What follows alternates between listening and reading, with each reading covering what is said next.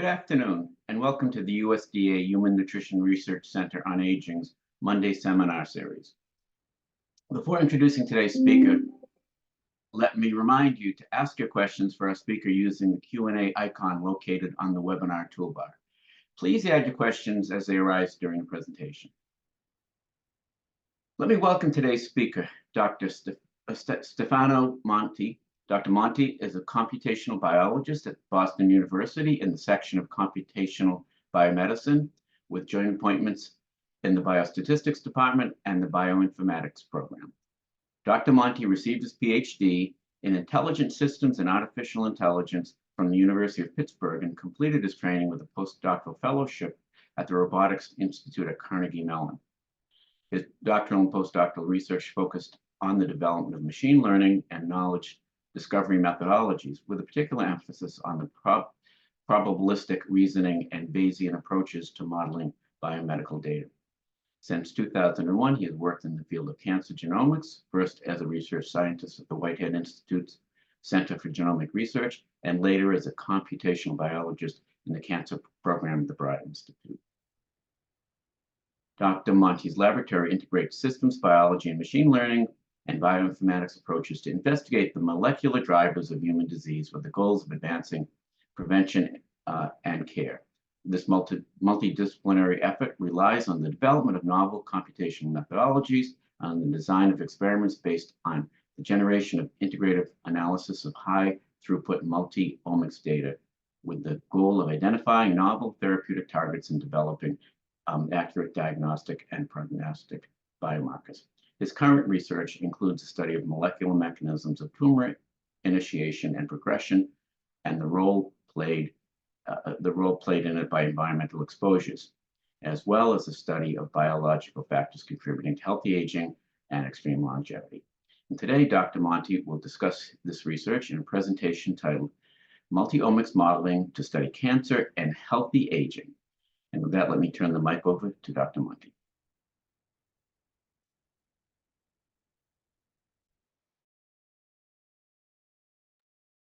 Thank you very much, Paul. Thank you for the invitation, and thank you for whomever is out there in the ether. I cannot tell if I'm talking to myself or to real human beings, but here I am. So yeah, the title is pretty general, multi-omics modeling to study cancer and healthy aging. And Paul did already a good job, a good job at telling you a little bit about what my lab is about. And so I will not repeat it. But so basically, my lab has a dual focus. Basically, we are interested in investigating both how to investigate human diseases in order to advance caring, advance targeted therapy. Basically, we do this through the use of in silico biology approaches to investigate mechanism of action towards the identification of therapeutic targets and towards the development of diagnostic, prognostic, and therapeutic biomarkers. On the other hand, we're also very much interested in using omics-based in silico biology to advance prevention. And prevention that can be thought of as early detection, but actually really even more so really preventing the disease from arising in the first place. And a lot in the past in my lab was focused on actually modeling exposure, environmental exposure. More recently, in the last few years, I shifted more my focus to study healthy aging and how basically the protective mechanisms associated with healthy aging might actually be leveraged to advance care and to advance the avoidance of disease. And so in both pursuing both these goals, the common thread, the common unifying factor is basically the development of computational methodologies and tools that basically support in silico biology. So I mentioned silico biology. Let me briefly give you my interpretation of what it means, and which will also give you a sense of our research approach. So our main focus is the understanding of the phenotype, right? The phenotypes that could be the disease, or it could be actually not the disease, the healthy aging, as I mentioned. and how this is connected to the underlying biology, to the underlying molecular machinery. And we hope that the analysis of paired variation in both the phenotype and the underlying biology will help us establish meaningful connections, associations, correlations between the two, hoping in turn that this will lead to insights into the causes, the mechanism. So contrary to conventional wisdom, we're using correlation to suggest causation all the time. Of course, we have access to model organisms and experimental approaches that allow us actually to validate the suggested causes coming out of the association analysis. And so to quantifying the underlying molecular machinery that quantify the variation in the underlying molecular machinery, we rely on so-called high-throughput omics assays. They query the molecular machinery at different levels, the genome, the transcriptome, the epigenome, the proteome, and so forth. And this, of course, the analysis of these omics data support discovery, okay? So in a nutshell, here's how many of our studies proceed. We have a question or a hypothesis of interest in mind, which leads us to the design of experiments, where the experimental condition could be biospecimen from a population of interest or perturbations, molecular or chemical. We then extract and profile the molecular entities of interest, right? This could be genes, transcripts, proteins, and so forth. And basically this go on to fill in large matrices. Think of them as huge Excel spreadsheets, measuring thousands, if not hundreds of thousands, if not millions of molecular features in multiple experimental conditions. And the analysis is about establishing connection between the rows, basically between the molecular features, between the column, between the experimental condition, and between the rows and the columns. Okay, so, and then of course, this analysis loop can continue, and the discovery supported by the data analysis can lead to the new experiment. So here in a nutshell is how many of our studies are done, right? And so perhaps one of the best known and early examples of this multi-layer, multi-omics study is the so-called TCGA, that's a Cancer Genome Atlas, where thousands of tumors from more than 30 tissues were profiled at multiple levels, genome, transcriptome, they're listed there basically. And all data are now publicly available for research. And there are many more examples. We started in the late 90s, early 2000, thinking that there were never enough data. Now, basically, we really are getting to an age where actually we are living in a wealth of data that we can routinely use for in silico validation and discovery. But so TCGA was an example. Perhaps an example closer to home are the multiple consortia studying healthy aging and longevity, all based on the collection and multi-omics profiling of biospecimen from subjects spanning a wide range of ages, including so-called exceptional longevity, or EL individuals for short.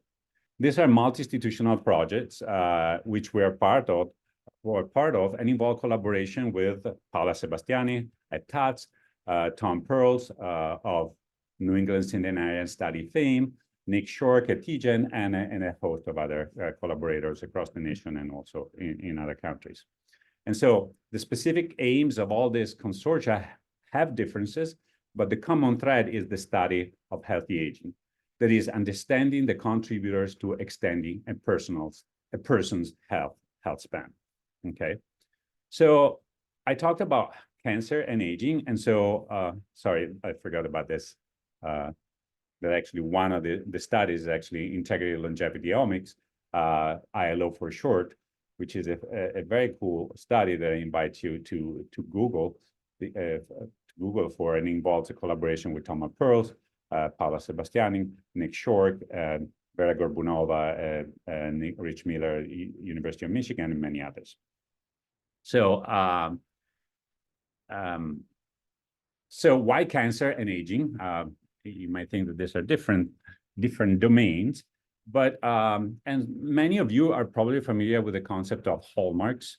Hallmarks have been defined to try to conceptualize and organize the complexity of these phenotypes of cancer and aging into arguably evolving sets of underlying principles, underlying rules. Basically, a set of biological and phenotypic rules that govern the malignant transformation on one end and the aging process on the other.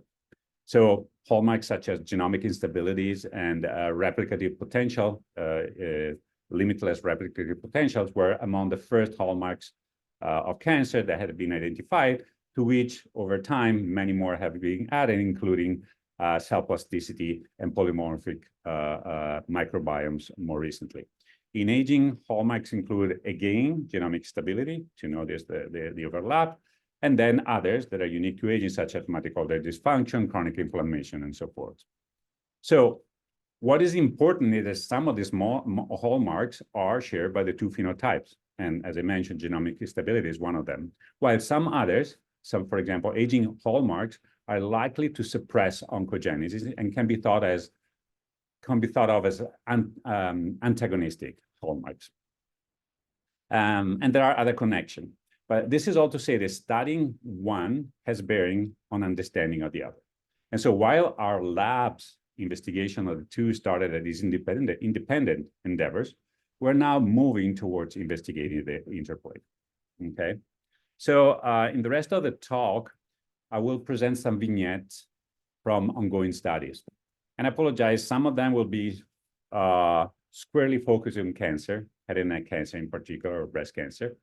And they are aimed at advancing therapy and prevention, here mostly thought of as, I apologize for the song, mostly thought as early detection. But actually, some of them will investigate the interplay between cancer and aging. If time allows, I will give the audience a brief overview of a breast cancer study that uses some of the same assay and methodological tools, but instead of studying the interplay with aging, it focuses on understanding the role of metabolic comorbidities, insulin-resistant type 2 diabetes in particular, on cancer aggressiveness and metastasis. And then I will conclude with a slightly more detailed description of a metabolomics-based study of aging and exceptional longevity in healthy individuals. So the common denominator in all these studies, beside the aforementioned yin and yang of aging and cancer, is basically the use of shared tools of in silico and computational biology. Okay, so let's start with head and neck cancer, and we in particular with head and neck cancer of the oral cavity, primarily presented as oral squamous cell carcinoma, or OSCC for short, which is the most prevalent type of head and neck cancer, is the 7th most common cancer in the world, with close to 1 million new cases per year worldwide. The 5-year survival rate is not great, and actually it reduces to 50% for advanced metastatic tumors. It is linked to alcohol consumption and tobacco use. And unfortunately, its molecular mechanisms are only partially understood, and few effective biomarkers and treatments are available. Basically, the therapeutic intervention has remained unchanged more or less for the last 30 years, if you don't factor in basically advances in robotics assisted surgery. So OSCC, oral cancer, arises from premalignant lesion in the oral cavity through a multi-step series of clinical and histopathological stages. And early detection here is key to increasing long-term survival. The earlier the detection, the better is your prognosis. And so today we'll present highlights from few ongoing studies, and as suggested by introduction, we'll emphasize the in silico aspects of the studies. And so I will start with the first study, which is mainly a shout out to Eric Reed, who actually is a graduate of our lab, and now is a research scientist at Tufts DISC. And so Eric led a very elegant multi-step analysis aimed at elucidating the mechanisms of pharmacologic inhibition of Wnt beta-catenin CBP, which is a promising candidate therapy in multiple cancer, including head and neck cancer. So perhaps many of you know that Wnt beta-catenin is a very important signaling pathways. having a role in normal biology, but when aberrantly activated, it has been shown that to be associated with cancer stem cell-like properties and aggressiveness, and including also resistance to treatment.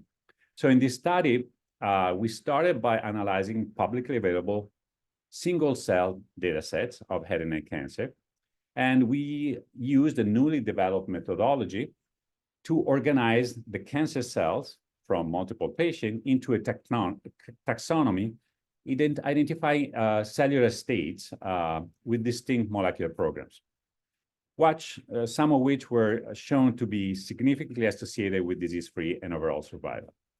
We then projected these states into a lower dimensional space and performed causal network inference, which showed a novel connection between beta-catenin activity and partial EMT through activation of mTORC1.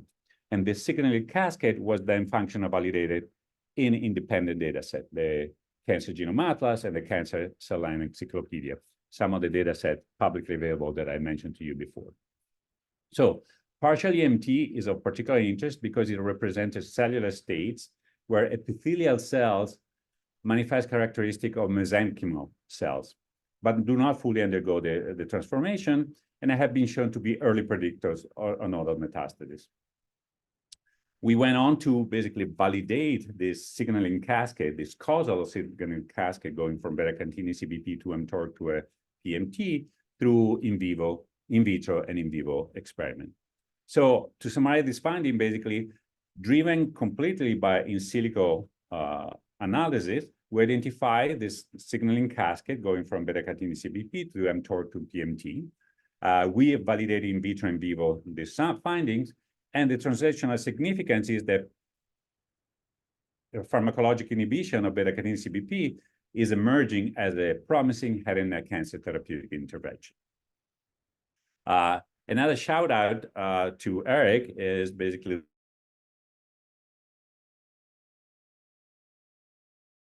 downloaded from GitHub.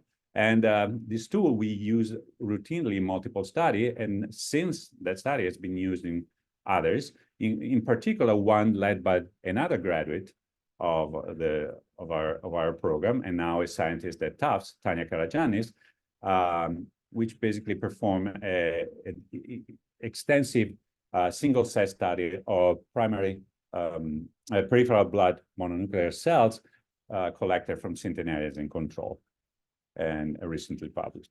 We were using it also in multiple other studies, which I don't have time to talk about right now. So the second study I want to mention is motivated by our interest in investigating the molecular mechanisms driving progression of premalignant lesions to oral cancer, and the potential role played in it by the oral microbiome. Okay, so the oral microbiome is the second largest microbiota in the human body, and changes in its composition have been shown to be associated to oral cancer. So we took a profiling approach that allowed us to quantify both the host and the microbiome as well, and to begin look at their crosstalk. Okay, so we performed so-called total bulk RNA-seq profiling on tissues from the oral cavity of 66 patients. And total RNA-seq supports a two-step approach where first the reads are aligned to the human genome and used to quantify the host gene expression, and then the remaining reads, the subtraction, if you wish, are aligned to libraries of microbial genome to identify the presence of microbial species in the samples. So as I said, we performed total RNA-seq profiling in a set of 66 samples of oral tissues from as many patients, representing different types of premalignant and malignant lesion, as well as controls. And this was made possible by collaboration by wonderful surgeons at Erie County Medical Center and Brigham Women at Miami Cancer Institute, Jennifer Pristina and Alessandro Villa. So what did the analysis of the data generated tell us? Well, Not surprising, if we do hierarchical clustering, we observe considerable transcriptional heterogeneity within and across histological groups, histopathology groups. We saw the controls and oral cancer were very distinct, and the premalignant lesions covered a gradient between the two, with dysplasia closer to the cancer group, and another type of premalignant lesions called hyperkeratosis closer to the control, although with exception.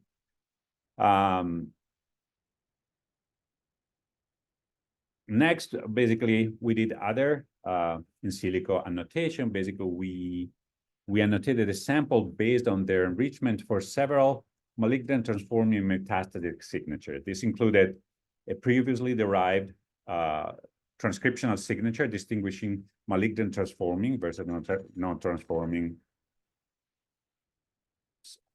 Transforming versus non-transforming. OPMDs, which is short for oral potential malignant disorder.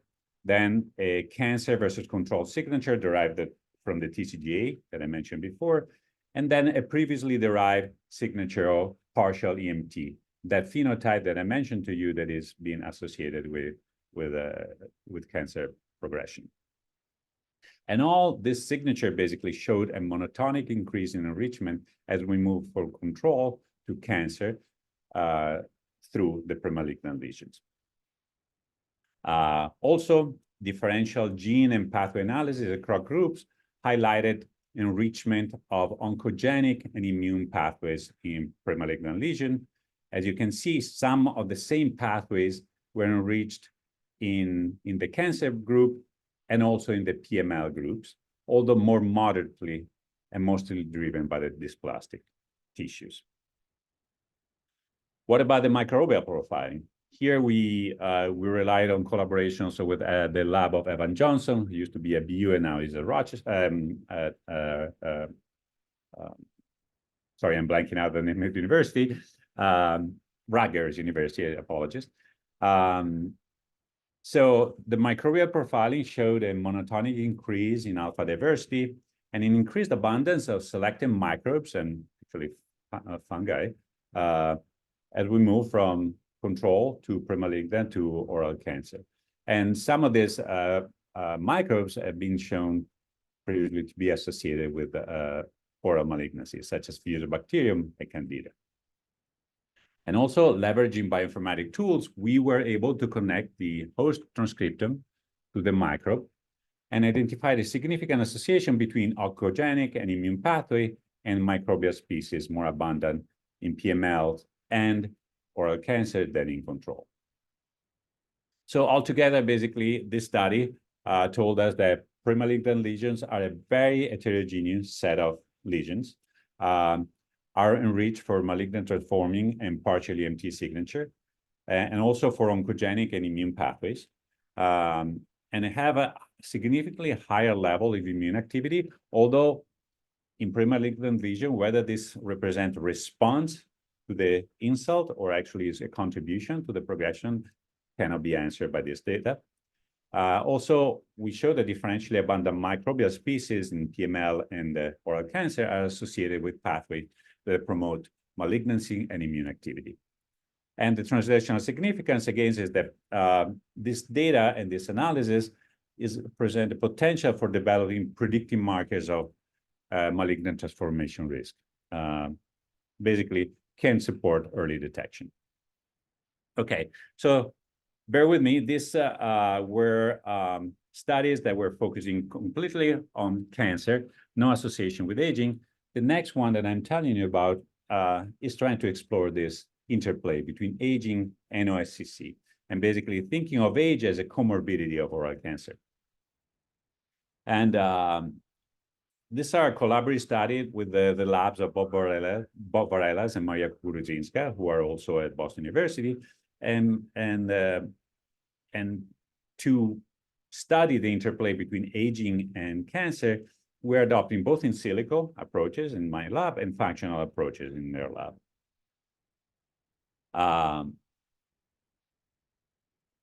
So Since I'm not yet at liberty to share the result of the functional approaches, I will focus here on the in silico studies we're conducting with Lina Curling, which is a talented bioinformatics trainee in our lab, leading this analysis. And the study is primarily aimed at investigating age-associated shifts in intratumor heterogeneity. Eventually, of course, this result will be integrated with the result of the functional studies by the other labs. So aging is a risk factor for many cancer types, as you can see from the plot on the left. So the aging risk, the cancer risk increases unless you make it past 85 and, or past 80 or so, after which actually your risk decreases. And older age is associated with worse survival, okay? Of course, these curves are adjusted for age just to make it clear. So definitely your age-adjusted survival as you grow older gets worse. So what leads to a worse overall survival in old versus young people? What are the causes?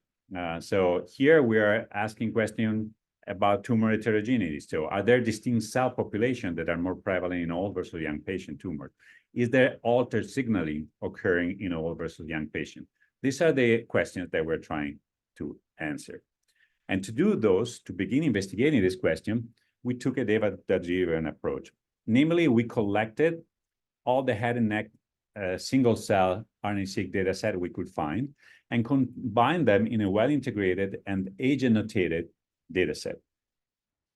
This is, to our knowledge, the largest available single-cell data set of head and neck cancer patients, providing more than 230,000 cells across 54 patients with ages ranging between 30 and 89.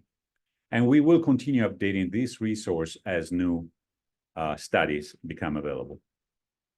So the analysis proceeded by first identifying the major cell type compartments, the epithelial compartment, the immune compartment, so forth, and by then refining cell type annotation within compartments. And then, of course, associating the cell types with the age of the patients. Okay, so what we did was really performing, based on generalized linear model, we performed differential/regression analysis to connect cell type proportion shifts with age. And we identified several cell types, both in the immune and non-immune compartments, whose relative abundance significantly increased or decreased with age. I don't ask you to parse this plot that are very busy, but I want to bring you to some highlights. In the immune compartment, naive and cytotoxic CD8 T cells were more abundant in young than in old patients, and so were myeloid cells, while Tregs and quote-unquote dysfunctional CD8 T cells were enriched in old. I'm saying quote-unquote dysfunctional because we're using a signature of dysfunction that is not necessarily really predictive of dysfunction. It might simply reflect activation of certain markers such as CTLA4, CTLA, PD-1, and so forth that have been associated or have been shown to be associated with dysfunction, but they do not necessarily have that role. In the non-immune compartment on the right, what was really jumping out was basically an enrichment of CAFs, so-called cancer-associated fibroblasts, in old than in young patients. So together, these results suggest that on one side, a more active and functional immune environment in young than in old patients. And as far as the tumor microenvironment is concerned, in older patients, we see an enrichment for CAS, for cancer-associated fibroblasts, suggestive of extracellular metric stiffening and fibrosis, both of which are associated with EMT. EMT is basically epithelial mesenchymal transition, is a program that is often associated with tumor progression and metastasis. We also performed differential regression analysis to connect, not differential analysis. We performed cell-cell communication analysis to look for age-associated patterns. And we identified several ligand receptor pairs whose activity was strongly associated with age. Fortunately, I'm not at liberty to share the details of this finding in terms of what actually specific ligand receptor we identified, but basically we noticed, for example, an increased signaling from macrophages to immune and vascular endothelial cells in all patients, as well as actually signaling from fibroblasts to the vascular endothelial and epithelial cell in all. We also observe a more ubiquitous, not age-specific signaling between epithelia midkinds and immune cells. So there is a lot to parse in this data, and we're in the process of actually validating some of these results with functional assays, and a manuscript is in preparation. But another point that I would like to bring to your attention is that actually this single cell atlas that we're developing and we plan to submit for publication is a resource that we feel can be useful to the larger research community. And it can be used to interrogate other phenotypes, to interrogate other programs, molecular or clinical phenotypes that you might be interested in, and looking for association between that phenotype and shifts in cell type proportions.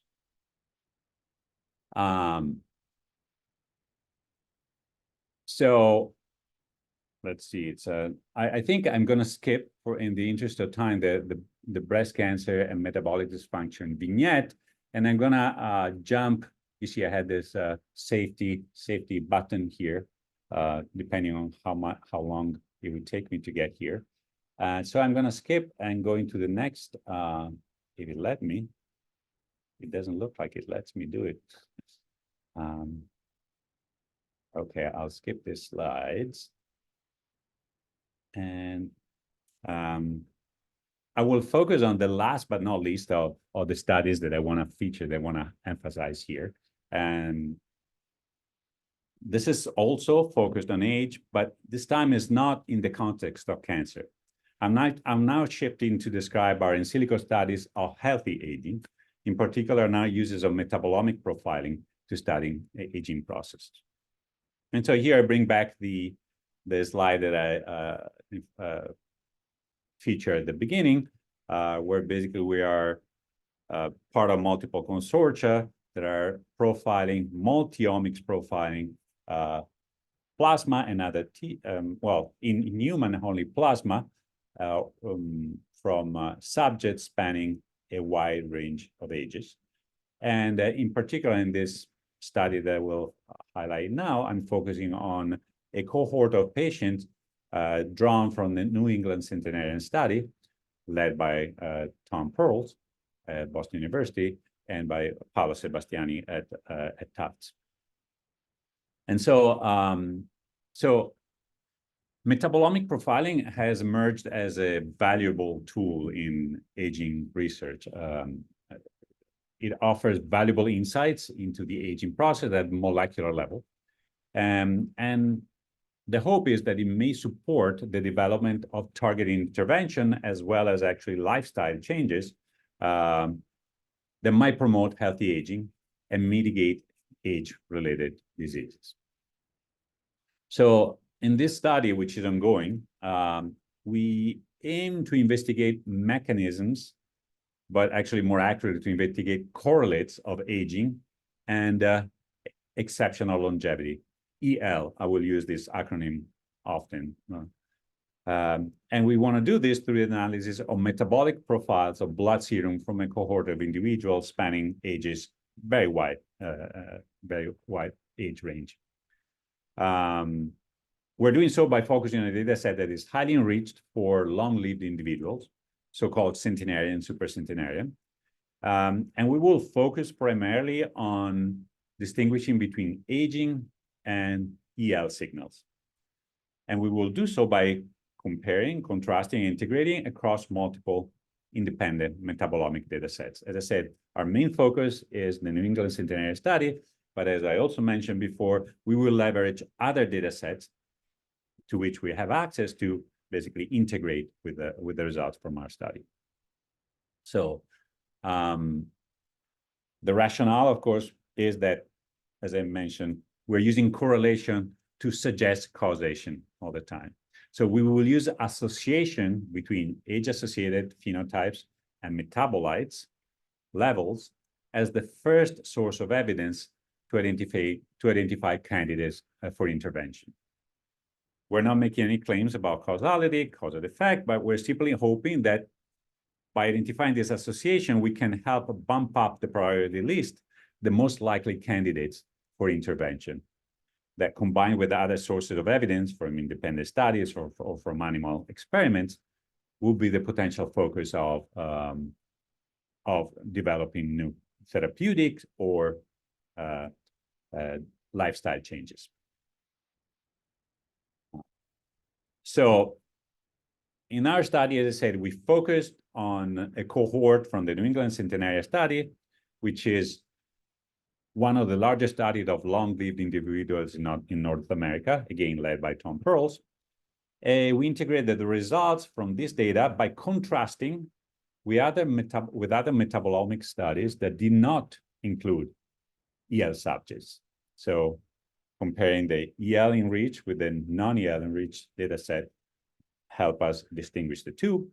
And then by also validating some of the results in independent data sets that also include EL subjects. These were the famous LLFS, short for Long Life Family Study, led by Mike Provence and including Tom Pearl, Paola Sebastiani, myself, and a host of other investigators. And also we compared to a Chinese study, compared long-lived individuals to their offspring in more than 100 Chinese families. So here's a quick recap of the studies. They differ in the assays used for doing metabolomics. Some use metabolome, some other use untargeted mass spec. They differ in the number of metabolites profiled, in the number of samples, and in the age ranges. And here I'm giving you the quantiles and this is something important. Even the other centenarian studies, namely LLFS and the Chinese studies, do not reach the extreme ages obtained in the next cohort, right? You can see that the 75 percentile is 103 for next, while it's in the 90s for the other two centenarian. So this is very important. So a similar analysis was performed on a cohort from the Long Life Family Studies, and a manuscript led by Paola Sebastiani is under review. So why repeat it here? What distinguishes this study from the LLFI study? I already alluded to some of the aspects. The LLFI study provided a large number of subjects, but a relatively smaller number of metabolites, about 400. And while it focused on families with long life or disposition, it included few centenarians and supercentenarian. On the other hand, the New England Centenarian study that I'm going to discuss today profiled fewer subjects, around 200, but assayed a significantly larger number of metabolites, more than 1,000, and the cohort was highly enriched for exceptional longevity subjects. So the next cohort really allowed us to focus on the EL phenotype. Here's the age distribution in NEXT compared to LLFS. You can see the further skew to the right for the next cohort. And so the question I will address, the scientific question I'll address, also dictated the statistical models that we used. So we regressed metabolite levels on aging to identify age-associated metabolites. We performed differential analysis between EL and non-EL subjects to further focus on EL individual only. And since we have follow-up information in the individuals past the collection of blood, we can test for association between metabolite levels and length of survival. So a bird's eye view of the data set tells us this is principal component analysis, and you can see basically that each dot represents subjects, and you can see that basically EL subjects segregate from offspring and control. Also, if we look at the variability of single metabolites, we can see that their variability increases at the extreme, at the 2H extreme, something that has also been observed in proteomics profiles in a previous study.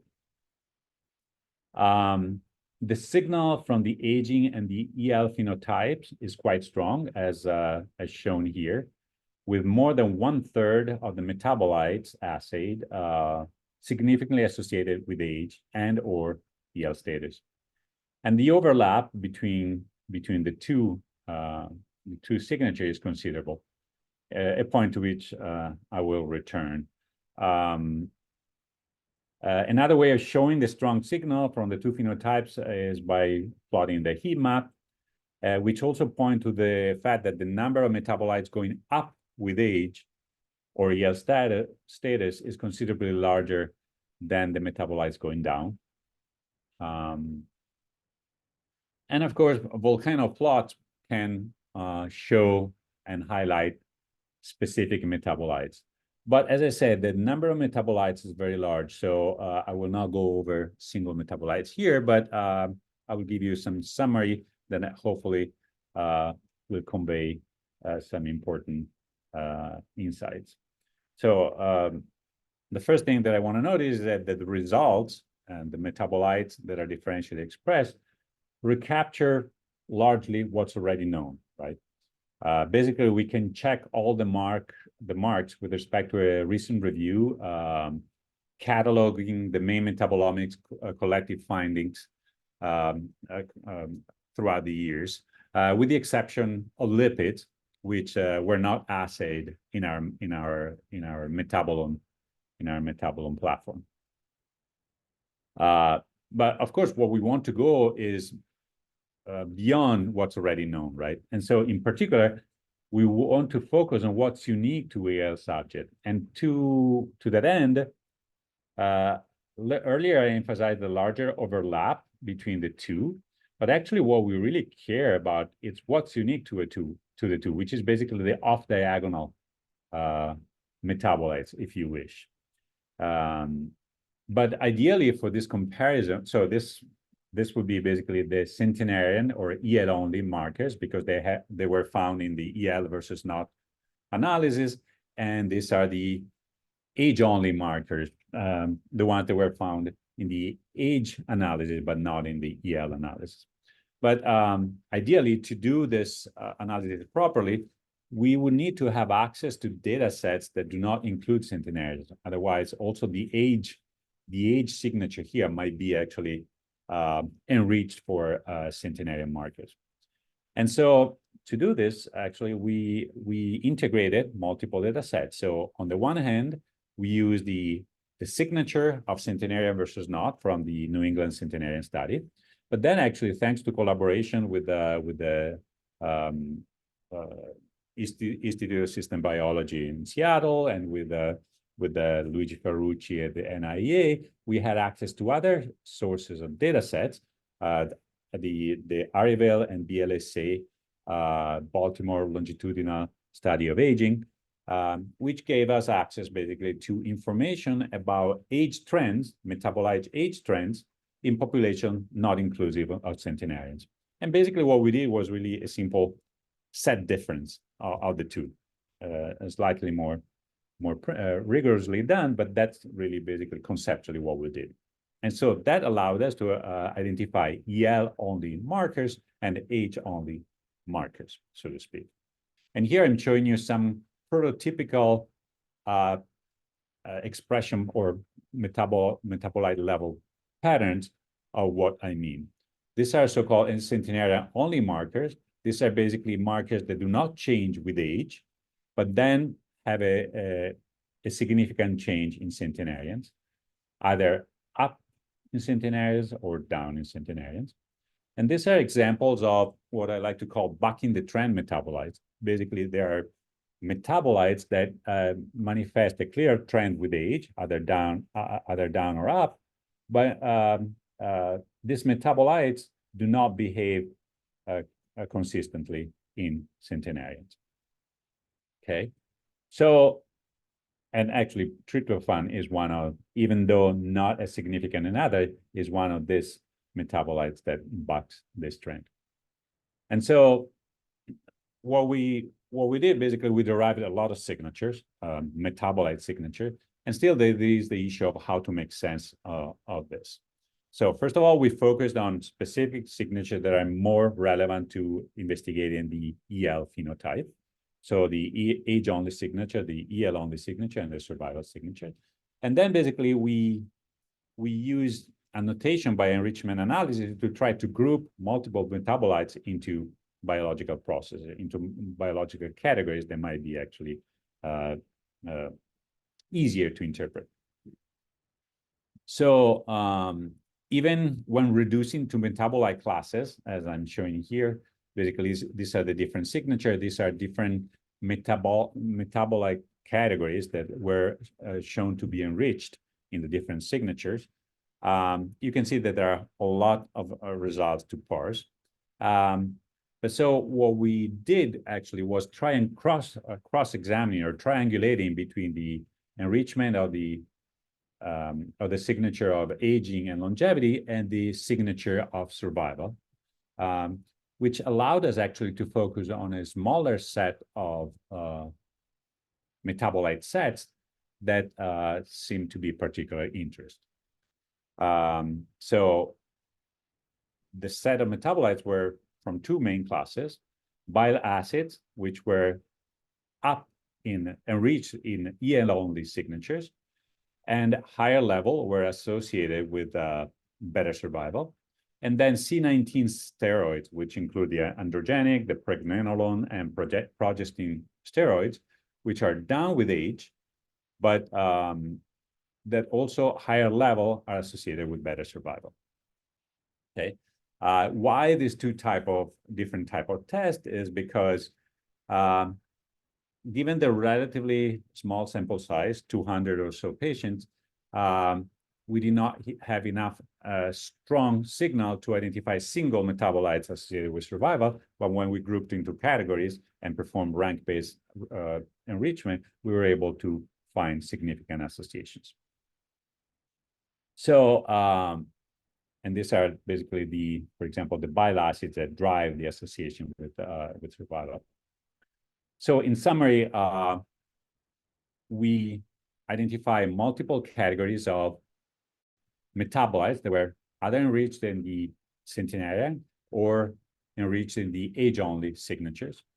Some that were going up, such as the bile acids, such as they were going down, others that were going down, such as the steroids, and some of which were actually associated with improved survival. But actually, the higher expression was associated with the better survival. For others, the lower expression was associated with survival. And this allowed us to actually hypothesize that some of them are actually really markers of exceptional longevity. And this includes bile acids and androgenic steroids, androgenic progestin and pregnenolone steroids. But there are other actually that are more likely to be end-of-life markers. Basically, they're more abundant in centenarians, but actually their higher abundance is associated with worse survival, which suggests that it might represent simply markers of end-of-life. So digging deeper and analyzing in a multivariate fashion the relationship among multiple metabolite classes, a story is emerging where the de novo NAD synthesis pathway is closely interacting with the kynurenine and aspartate pathways and point to a potential role played by the gut bacteria metabolism in aging and enhanced survival.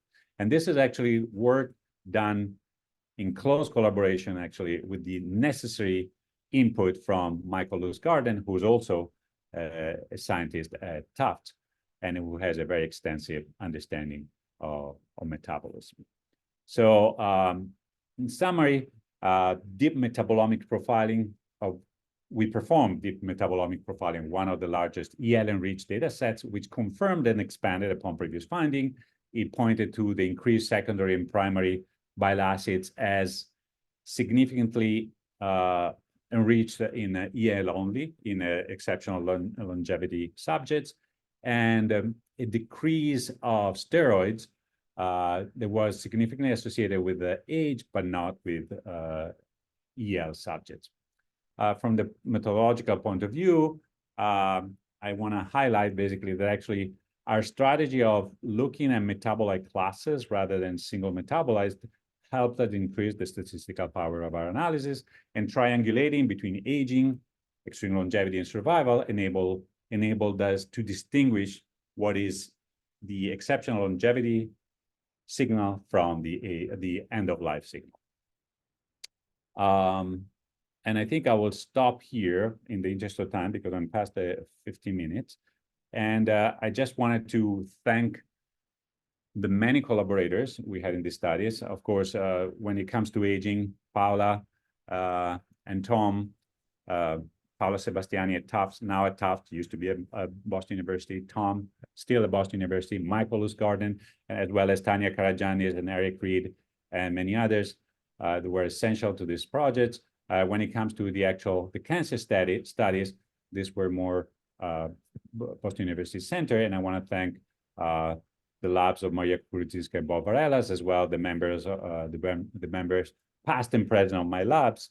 And well, I didn't have time to touch upon the work on breast cancer, which is done in collaboration with Gerald Dennis. Sorry for the spelling, and Daniel Rowe, who's a surgeon here, and other talented trainees. And I'll stop here and I'll take questions if there are any.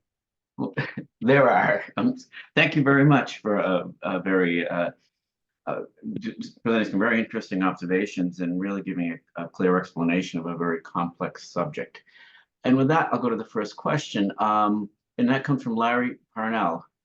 And he states that some of the largest mammals, like elephants and whales, have been reported to have very low rates of cancer. This is also true for the naked mole rat. And so his question is, have you seen in your research any sharing of cell type, genetic, or metabolomic signals from the studies on these other mammals? Okay, this seems like a planted question, because it's very much what the Integrated Longevity Omics project is about. As you can see from, I included this because I really love this this image. Part of the Longevity Omics project, which is led by Nick Short, is focused on actually doing multi-omics profiling across species, including the naked mole rat, including long and short-living animals, species. And so we do not have yet strong results from the cross-examining of these different species, but that's where we're going, basically.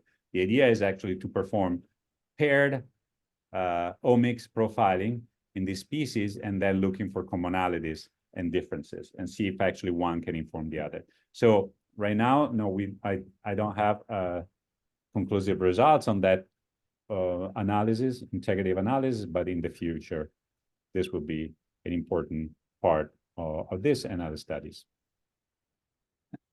The next question comes from Joel Mason, and his first comment is that that he won't pretend to understand all of the strategies by which you integrate the various omics databases, but it does seem that the methods only allow you to establish associations, not causality. His question is whether there is some analysis, perhaps analogous to Mendelian randomization, that might enable you to begin making conclusions regarding causality. Absolutely, very, very good question. And I first want to point that even without Mendelian randomization, there are techniques that tries to move a step further from simple correlation, even when you're using only observational data. And this is the use of Markov network, Bayesian networks, and so forth. But still, the point is valid and is well taken. This cannot prove conclusively or even semi-conclusively causality. Mendelian randomization and mediation and so forth are techniques that we are actually already using or planning to use, mostly in the analysis of the aging studies, where we have extensive genome-wide genetic variation information, and where basically we will use the genetic variation again as the instrumental variable in Mendelian randomization kind of studies to try to establish the direction of causality between several layers, several omics layers, and the endpoint, which is the clinical phenotype.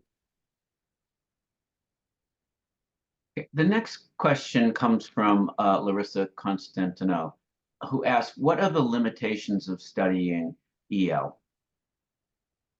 What are the limitations of studying EL? Well, one of the limitations is the one that I alluded to, right? Because when you're looking at extremely old individuals, it's hard to disentangle what is the signal that contributed to their longevity versus what is the signature that reflects their very old age, right? And so what is cause and consequence of their old age? So that's a big challenge. And so, yes, one of the things that we often try to do is to work with the offsprings of centenarian. So they're basically, you have offspring that are younger, they're often still in their 70s, but basically there you can compare, you can compare apples to apples, because you can compare offspring to control, which is basically age-matched individuals that do not come from families that have shown a predisposition to extreme longevity, exceptional longevity. So that I think is a big challenge. And of course, there are all the issues about limitation in sample collection and annotation, right? Basically, these extremely long-lived individuals may come from very different backgrounds, very different environments, and therefore being able to account for all the possible source covariates or all the possible hidden variables that might have contributed to their extreme old age is very difficult. But that's where actually approaches such as Mendelian randomization, mediation, and so forth can help actually point to what's really driving the phenotype. Next question is from Gregory Dolinkowski, and he's asked, since a high-fat diet increases bile acids, does this mean that a high-fat diet leads to EL? Well, that's what some people would say. I do not know. It's more complicated. Monounsaturated poly and monounsaturated fatty acids are important and have been shown to have a positive effect. But yeah, I do not know the answer to the question yet. Okay, and given the time, this will be the final question, I think. Oh, wait, so we have one more question. I'll try to get them both in here. This is from Zhandang Wang, this question, and he says he may have missed this on your last slide, but in your aging versus exceptional longevity study, have you investigated any correlation between the properties of plasma metabolites or any biomarkers which can be regulated by the gut microbiome of healthy aged people and long-lived people? Okay, so this is a study that I'm not part of, but actually Paula and her team at Tufts, and also Albert Chai, who did the profiling, they are actually investigating the microbiome, but the results are not out yet, and so there are other studies, of course, not by us, that have investigated the microbiome and its association with age and extreme longevity, but the studies that are part of our team are still ongoing, and no results are available yet. Okay, I guess that will, because of the time, we've reached the 1 o'clock. So given the time, that would have be happy to be the last question.